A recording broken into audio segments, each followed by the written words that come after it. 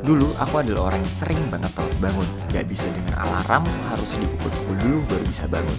Dan karena sering telat bangun, jadi harus melakukan semuanya serba buru-buru. Cuci muka, sikat, langsung buru-buru cabut deh. Jadi kasur ya ditinggalin gitu aja. Tapi semuanya sudah berbeda sekarang. Aku menjadi orang yang lebih teratur dan tentunya bisa bangun lebih pagi. Karena bagiku bangun pagi adalah salah satu bentuk tanggung jawab kita untuk tidak menyia-nyiakan waktu. Dan dengan bangun pagi tentunya jadi punya lebih banyak waktu untuk melakukan hal yang kita inginkan. Dan itu membuatku lebih merasa produktif and happy. Sekarang aku bangun jam 7 pagi and still can enjoy the morning.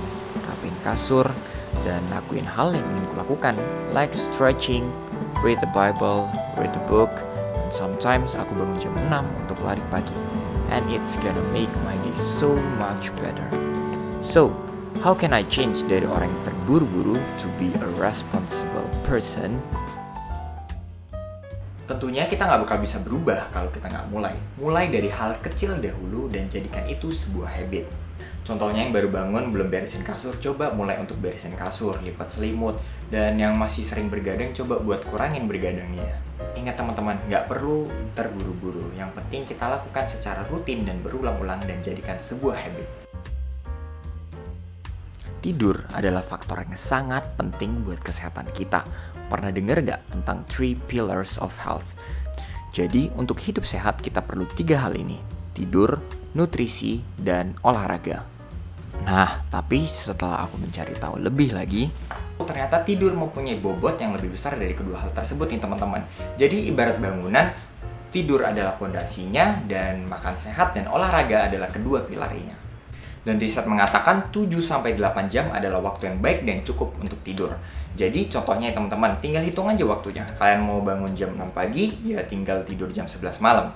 Dan untuk mendapat kualitas tidur yang baik, coba 3-2-1 method. Tidak makan 3 jam sebelum tidur, tidak melakukan aktivitas yang berat 2 jam sebelum tidur, and no gadgets 1 jam sebelum tidur.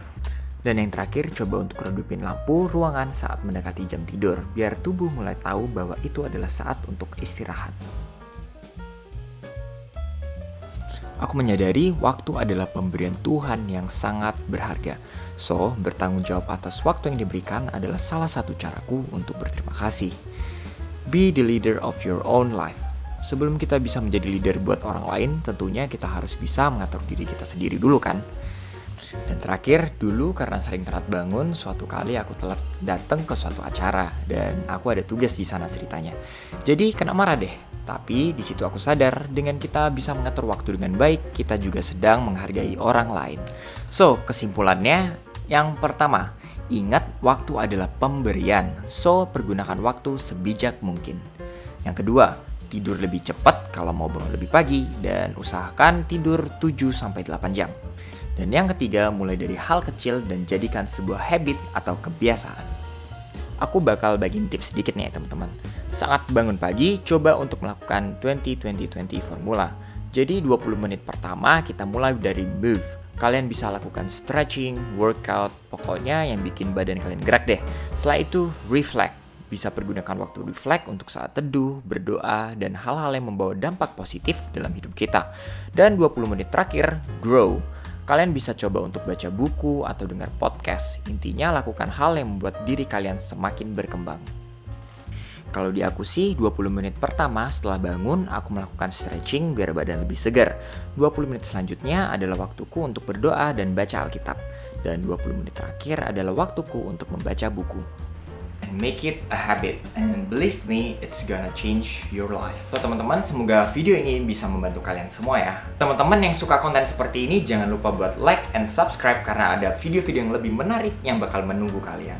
Buat teman-teman yang mungkin punya tips-tips yang lain yang belum aku sebutin, feel free to comments below. So thank you semuanya and have a nice day. Semangat semua, bye-bye!